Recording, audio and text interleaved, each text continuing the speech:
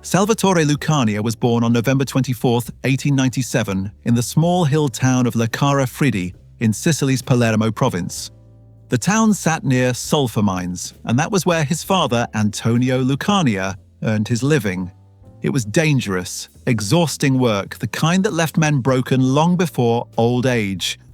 His mother, Rosalia Caffarella, kept the household together while raising 5 children in a place where poverty was routine and opportunity was rare. Life in Leccara Fridi offered little beyond survival.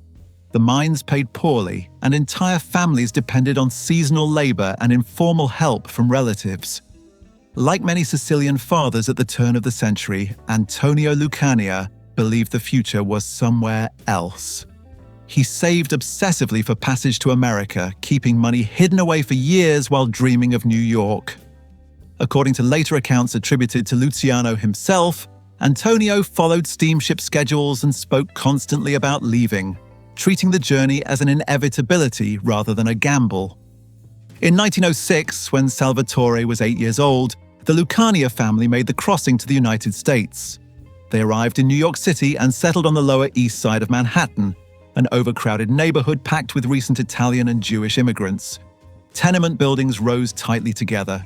Streets were loud and unpoliced, and children learned quickly how to navigate gangs, hustlers, and territorial disputes. The neighborhood offered work, but it also offered lessons in survival that did not come from school books. The Lower East Side was a proving ground. Families lived stacked on top of one another, money was scarce, and authority often came from whoever could enforce it. For immigrant children, the streets taught rules faster than classrooms ever could. This was the environment that shaped Salvatore Lucania, long before the nickname, long before the power. The old country had given him poverty. New York would give him something far more dangerous: opportunity. The Lower East Side did not give Salvatore Lucania much time to be a child. School competed with hunger, and authority competed with the street. By the time he was 14, he dropped out entirely. He took a job delivering hats for $7 a week, then quit after winning a large sum in a dice game. That money did not last, but the lesson did. The street paid better than honest work, and it paid immediately. Lucania began organizing his own neighborhood gang while still a teenager. He did not focus on random violence. He focused on control. He charged younger children protection money on their way to and from school, promising safety from Italian and Irish bullies in exchange for a few cents a week. It was an early version of a system he would refine for the rest of his life. Order, enforced quietly, backed by consequences. Around this time, he encountered a Jewish boy named Meyer Lansky. Lucania tried to extort him like everyone else. Lansky refused. The refusal impressed him. Instead of escalating the conflict, Lucania shifted direction and offered friendship. The two recognized something familiar in each other: discipline, ambition, and an ability to think beyond the next score. That partnership would last decades and reshape organized crime in America. Lucania gravitated toward the 5 Points Gang, one of the most powerful criminal groups in Manhattan. Unlike loose street crews, the 5 Points Gang offered structure, connections, and access to older criminals already earning serious money. Through the gang, Lucania was exposed to gambling operations, theft rings, and early vice rackets. He began to understand hierarchy, loyalty, and how violence functioned best as a tool rather than a habit. Police attention followed him early and often. Between his teenage years and the mid-1930s, Lucania was arrested dozens of times for offenses ranging from assault to gambling and blackmail. He learned how to speak to cops, how to post bail, and how to disappear when needed. Some sources state that he served a short jail sentence for narcotics offenses in 1916, while others maintain that despite frequent arrests, he avoided prison entirely during this period. The records do not fully agree, and the truth remains uncertain. What is clear is that Lucania emerged from these years sharper and more disciplined than most men twice his age. He was no longer simply a street kid surviving the Lower East Side. He was building an identity, calculated, observant, willing to take risks but never careless. By the end of the 1910s, Salvatore Lucania had already become someone the streets took seriously. The rest of the city would follow. On January 17, 1920, Prohibition went into effect across the United States. Alcohol became illegal overnight and demand did not disappear, it went underground. For men like Salvatore Lucania, now calling himself Charles Luciano, Prohibition was not a moral debate. It was an economic event, and a massive one. By the early 1920s, Luciano was already known to Giuseppe "Joe the Boss" Masseria, one of New York's most powerful Italian crime figures. Masseria recruited him as a gunman and lieutenant, placing him inside a growing criminal organization that was positioning itself to dominate the bootlegging trade. Luciano proved useful quickly. He understood territory, discipline, and the value of cooperation over chaos. Around the same time, Luciano came under the influence of Arnold Rothstein, the Wall Street gambler who had already transformed Jewish organized crime into a corporate-style operation. Rothstein saw potential in Luciano and began financing his bootlegging ventures. More importantly, he mentored him. Rothstein taught Luciano how to treat crime as a business, how to minimize violence, cultivate politicians and police, manage cash flow, and move comfortably in high society without drawing attention. With backing from Rothstein, Luciano partnered with Frank Costello and Vito Genovese to build a bootlegging operation that moved alcohol throughout New York and into other cities, including Philadelphia. The operation was efficient and lucrative. By the mid-1920s, Luciano was reportedly grossing more than $12 million a year, with millions flowing directly to him from gambling and bootlegging alone. Luciano expanded into narcotics during this period, including heroin smuggled through Canadian routes. In 1923, he was caught selling heroin to undercover agents. Although he avoided prison, the exposure threatened his carefully crafted image among wealthy clients and political contacts. To repair the damage, Luciano staged a calculated display of legitimacy, purchasing hundreds of expensive seats to the Jack Dempsey-Louis Firpo heavyweight boxing match and distributing them to politicians, judges, and gang leaders. The message was clear: he was still connected, still protected. By 1925, Luciano had moved beyond being a street operator or hired muscle. He lived under an alias at the Barbizon Plaza Hotel, dressed well, socialized openly, and managed multiple criminal streams simultaneously. Gambling, bootlegging, narcotics, each handled with structure and oversight. He was no longer reacting to the criminal world around him. He was shaping it. By the mid-1920s, Luciano was no longer an ambitious upstart. Inside Giuseppe "Joe the Boss" Masseria's organization, he'd become one of the most important lieutenants, trusted with enforcement, strategy, and money. He understood how Masseria thought, but he also saw the limits. Masseria ruled through fear and tradition. Luciano preferred coordination and profit. That difference mattered.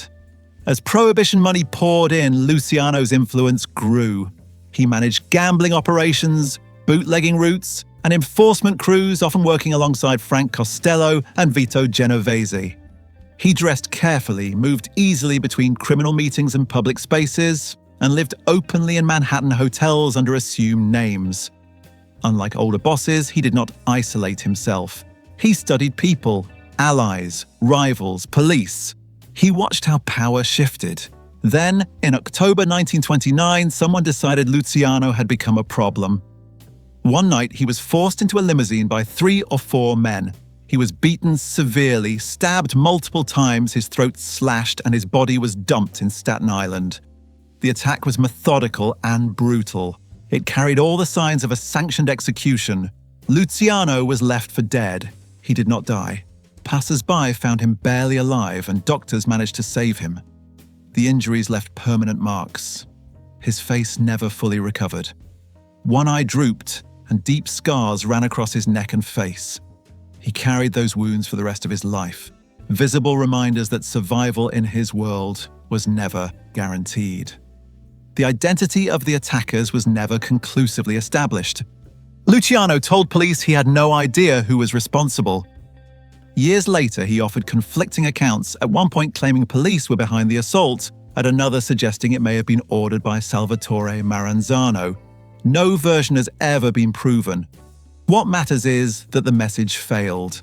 Instead of weakening him, the attack hardened Luciano's position. In the underworld, survival carried weight. Men talked. If someone could endure an execution attempt and walk away, that mattered. Luciano emerged quieter, more cautious and more deliberate. He trusted fewer people. He planned further ahead. By the end of 1929, Luciano was no longer thinking about how to rise inside Masseria's organization. He was thinking about how the entire structure of power worked and how it could be replaced. By 1930, the fragile balance inside New York's Italian underworld collapsed. Giuseppe Joe the Boss Masseria was at war with Salvatore Maranzano, a powerful Sicilian boss backed by the Castellammarese faction. The conflict was rooted in control, territory, and ideology. Both men believed they were entitled to rule and neither would step aside. The violence that followed became known as the Castellammarese War. Masseria represented the old way of doing things: rigid hierarchy, personal loyalty, and domination through fear. Maranzano came from the same tradition, but with a sharper sense of structure and ambition. To Luciano, both men were outdated. Their war disrupted business, drew police attention, and cost money. While bodies fell, profits stalled. Publicly, Luciano remained loyal to Masseria. Privately, he began negotiating with Maranzano. The deal was simple and ruthless.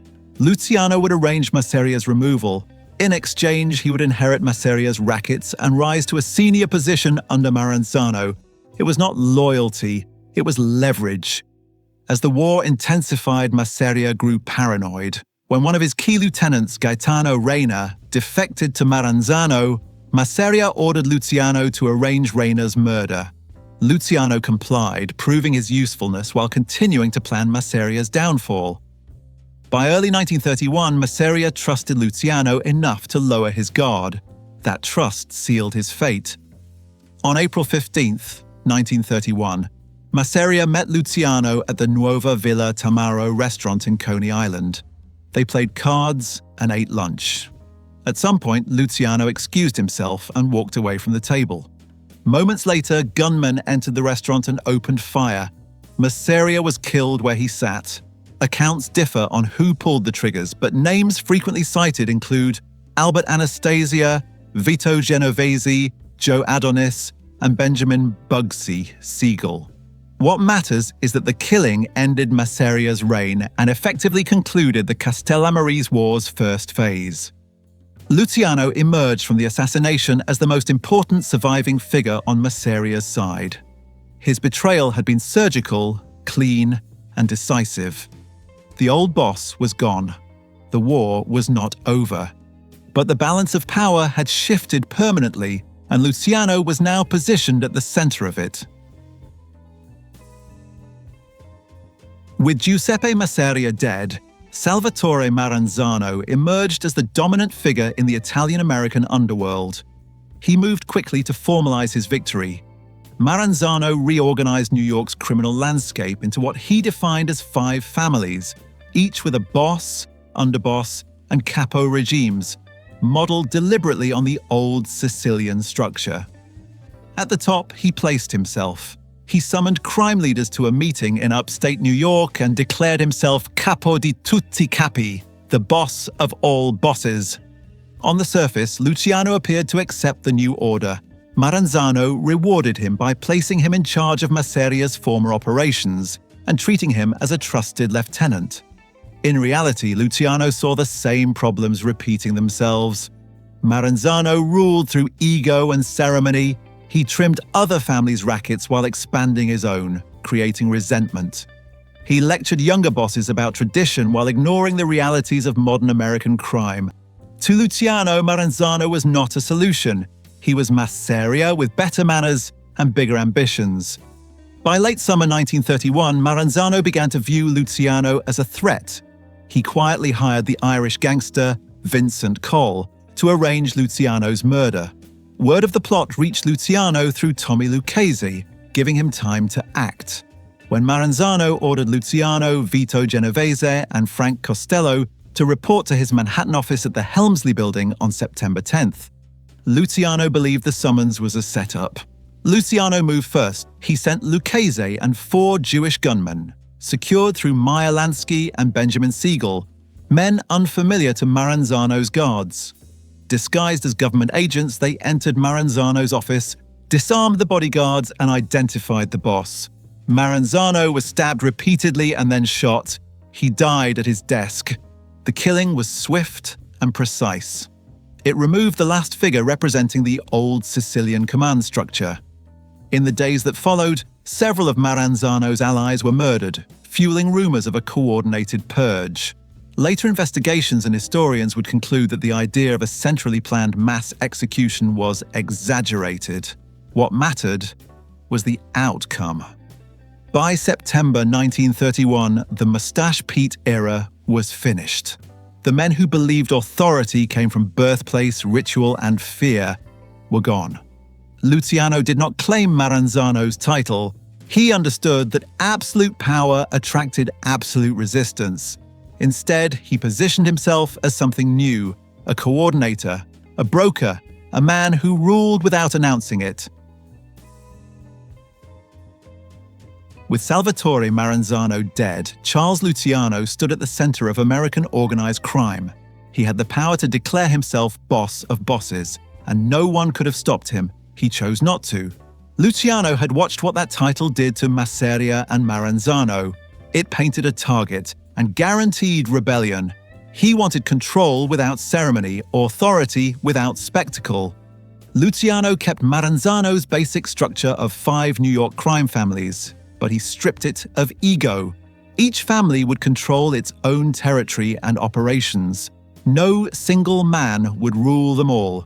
Disputes would be settled through discussion, not war. Business would come before pride. Inside his own family, Luciano elevated men he trusted and understood. Vito Genovese became underboss. Frank Costello took the role of consigliere. Capo regimes like Joe Adonis, Willie Moretti, Anthony Strollo, and others were placed in charge of crews that generated steady income through gambling, bookmaking, loan sharking, labor rackets, and narcotics. Luciano did not micromanage. He expected results and loyalty. The most important change came later in 1931, when Luciano proposed the creation of a governing body for organized crime across the country. It would be called the Commission. Its purpose was practical: resolve disputes, approve major decisions, prevent reckless violence that attracted law enforcement, protect profits. The bosses agreed. The commission initially included representatives from the 5 New York families, along with major crime families from Chicago and Buffalo. Over time, Philadelphia and Detroit were added, and smaller families were represented through larger ones. Jewish criminal organizations, though not formally Mafia, were also given a voice through figures like Meyer Lansky. Luciano understood that excluding powerful partners made no sense. The Commission's authority was tested in 1935 when Dutch Schultz proposed assassinating Special Prosecutor Thomas Dewey. Luciano argued against it, warning that killing a prosecutor would bring overwhelming pressure on everyone. Schultz refused to back down. The Commission met, debated, and ultimately ordered Schultz's murder to protect the syndicate as a whole. Schultz was killed in Newark in October 1935. The message was clear: no one was bigger than the system. By the mid-1930s, Luciano had achieved something no American gangster had done before. He turned organized crime into a coordinated national enterprise. Italian, Jewish, and Irish criminals worked together.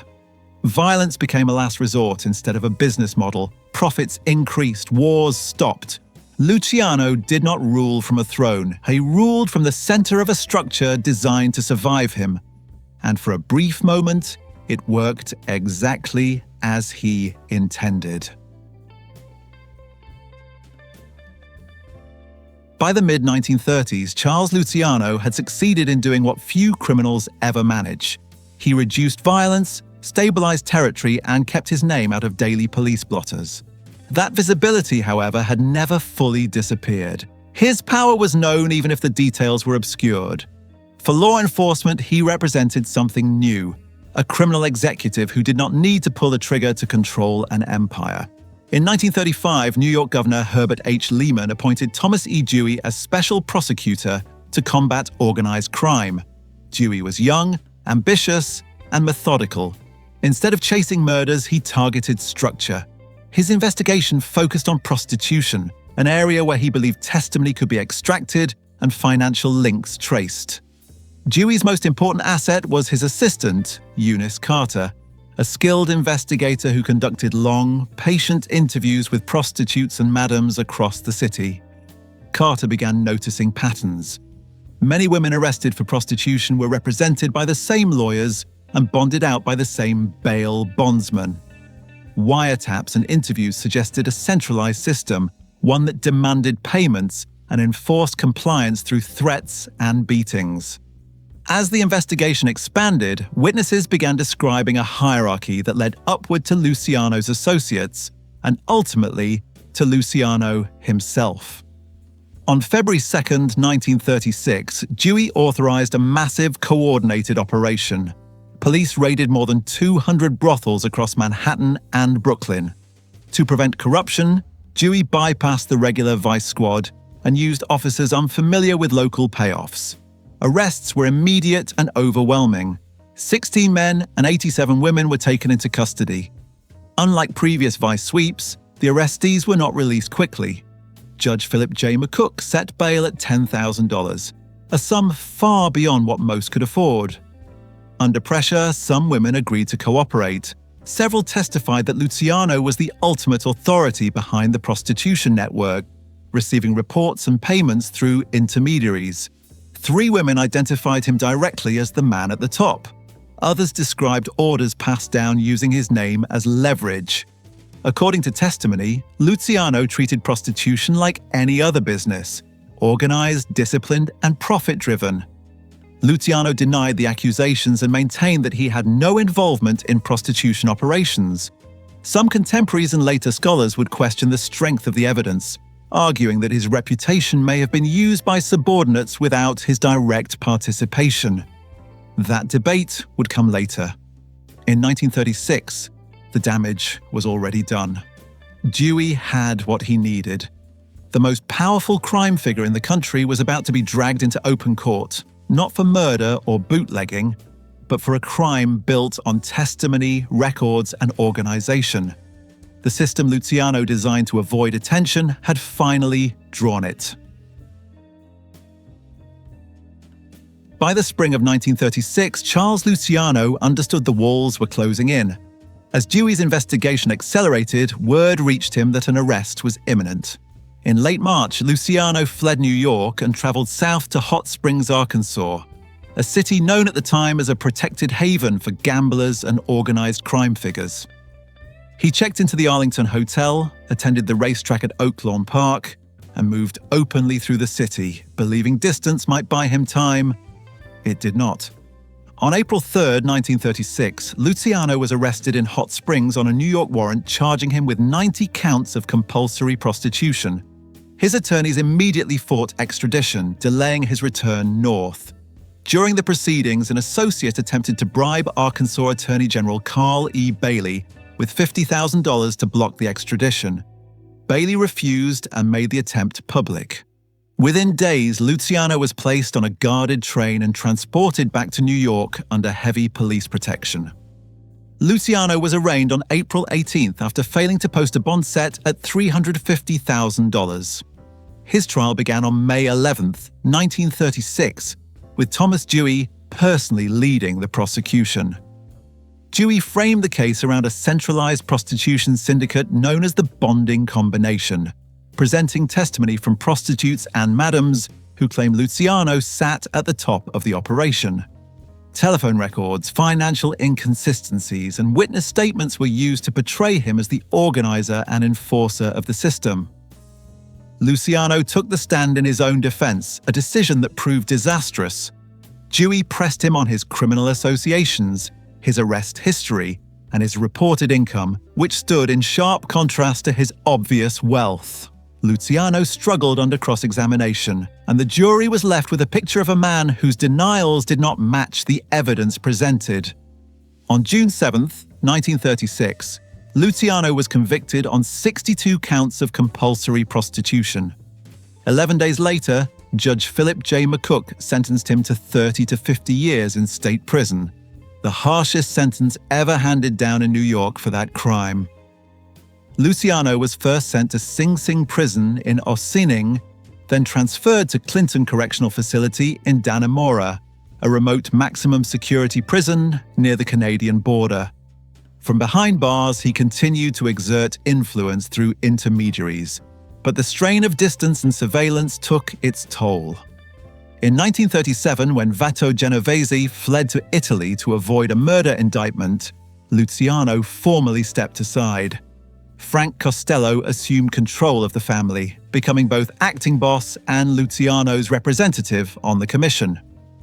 Luciano's appeals moved slowly through the courts. On October 10, 1938, the United States Supreme Court declined to review his case. The legal fight was over. By 1939, the man who had reorganized American organized crime was officially reduced to inmate status, confined hundreds of miles from the city he once controlled. By the early 1940s, Charles Luciano was still incarcerated, but he was far from irrelevant. Even behind prison walls, his influence over the docks, labor unions, and criminal networks in New York had not vanished. When the United States entered World War II, that influence suddenly became useful to the government that had put him away. In 1942, US naval intelligence grew concerned about security along the New York waterfront. The docks were critical to the war effort, and officials feared sabotage by German and Italian agents, as well as labor unrest that could cripple shipping. The Mafia controlled large portions of the waterfront through longshoremen's unions and rackets. The Navy understood that formal authority did not reach where Luciano's reputation still did. Through intermediaries, including Meyer Lansky, federal officials approached Luciano with a proposal. In exchange for his cooperation, they would consider easing the conditions of his imprisonment. Luciano was transferred from Dannemora to Great Meadow Correctional Facility closer to New York City, making communication easier. The arrangement that followed became known as Operation Underworld. Under the deal, Luciano allegedly ordered dock workers to cooperate with authorities and ensured that strikes would not disrupt wartime shipping. Albert Anastasia, who exerted control over longshoremen on the Manhattan waterfront, was said to have played a key role in enforcing compliance. Luciano also reportedly provided intelligence contacts in Sicily ahead of the Allied invasion in 1943, though the value of this information has been sharply debated. Some naval officials later downplayed Luciano's contributions, arguing that the threat to the docks had been exaggerated and that no credible evidence of enemy sabotage existed. A later report commissioned by New York authorities concluded that Luciano had, in fact, provided meaningful assistance. The truth remains contested, and no consensus exists on how decisive his role actually was. What is not debated is the outcome. On January 3, 1946, New York Governor Thomas Dewey, the same man who had sent Luciano to prison a decade earlier, commuted his sentence. The decision was framed as a reward for wartime cooperation, but it came with a condition. Luciano would not resist deportation. He would leave the United States permanently. Luciano accepted the terms. On February 2, 1946, he was taken from Sing Sing to Ellis Island. 8 days later, he boarded a ship bound for Italy. He left New York Harbor quietly, not as a free man returning home, but as an exile. The war had ended his sentence, but it had also ended his life in America. Luciano arrived in Italy in February 1946 as a deportee, not a free man choosing exile. Italian authorities placed him under immediate surveillance, and his movements were restricted. He told reporters he expected to settle quietly, possibly in Sicily. That plan did not last. Luciano understood that distance from the United States meant distance from power, and he was not prepared to disappear. By October 1946, Luciano secretly left Italy and traveled to Havana, Cuba, using a circuitous route through Venezuela, Brazil, and Mexico to avoid detection. He arrived in Havana on October 29th and moved into an estate in the Miramar district. Cuba offered something Italy could not: proximity to the United States, weak enforcement, and a government open to criminal investment. Luciano was already financially tied to Cuban gambling operations, working through Meyer Lansky, who had cultivated relationships with Cuban dictator Fulgencio Batista. Luciano's presence in Havana was not subtle. He socialized openly, visited nightclubs, and was seen with American celebrities, including Frank Sinatra. Behind the scenes, he resumed his role as a coordinator and power broker. In December 1946, Lansky convened a meeting of major American Mafia leaders at the Hotel Nacional de Cuba. Publicly, the gathering was framed as a vacation built around Sinatra's performances. In reality, it was a summit. The Havana conference lasted more than a week. Attendees discussed the international heroin trade, the expansion of Cuban gambling, and internal disputes within the American Mafia. One of the most sensitive topics was Benjamin Bugsy Siegel and his failing Flamingo Hotel project in Las Vegas. Luciano attended the meetings and held private discussions, including a tense conversation with Vito Genovese, who attempted to position himself as a dominant national leader. Luciano rejected the idea outright, reaffirming that there would be no boss of bosses. The conference did not remain secret for long. Luciano's visibility in Havana alarmed US authorities, who had agreed to deportation specifically to keep him away from American operations. The Federal Bureau of Narcotics, led by Harry Anslinger, applied direct pressure on the Cuban government, threatening to cut off shipments of critical prescription drugs if Luciano remained in the country. The message worked. On February 21, 1947, Cuban authorities took Luciano into custody. Within 48 hours, they announced he would be deported. Luciano was placed on a freighter and sent back to Italy, this time under conditions that made clear there would be no return. When he arrived in Genoa in April 1947, Italian police arrested him immediately and later released him with strict warnings to stay out of trouble. Luciano's final exile had begun. Cuba had been his last attempt to reclaim proximity to power. From this point forward, his role would be reduced to influence at a distance, monitored by police, constrained by borders, and shaped by a world that no longer revolved around him. When Charles Luciano returned to Italy in 1947, there were no illusions left about freedom. Italian authorities arrested him upon arrival in Genoa and transferred him to custody in Palermo. He was released weeks later with explicit warnings and placed under continuous police surveillance. From that point forward, every movement was monitored. Travel required permission, meetings were noted. The man who once governed a national syndicate now lived under administrative control. Luciano eventually settled in Naples, where surveillance remained constant.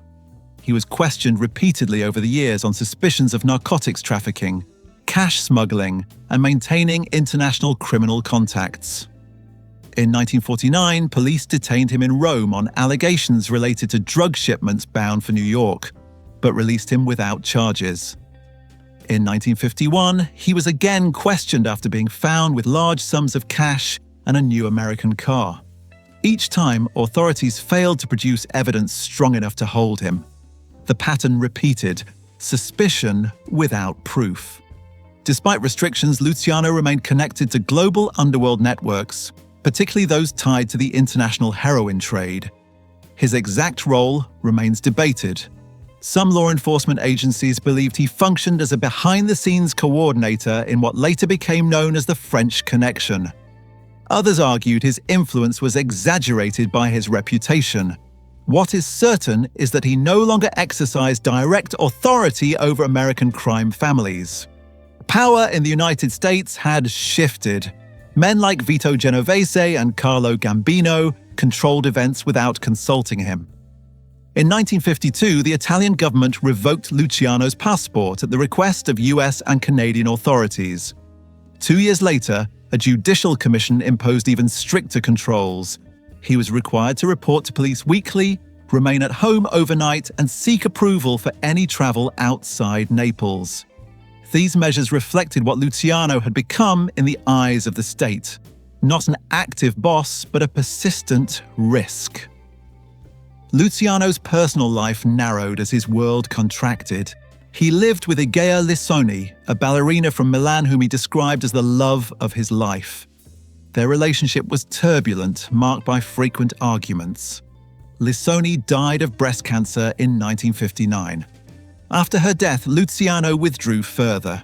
Friends noted that his health declined and his interest in daily affairs faded. On January 26, 1962, Luciano went to Naples airport to meet American producer Martin Gosch, who wanted to discuss a film based on his life. Luciano had previously resisted authorizing such a project but had softened after Lissoni's death. Inside the terminal, he suffered a sudden heart attack and collapsed. He was pronounced dead at the age of 64. 3 days later, hundreds attended his funeral in Naples.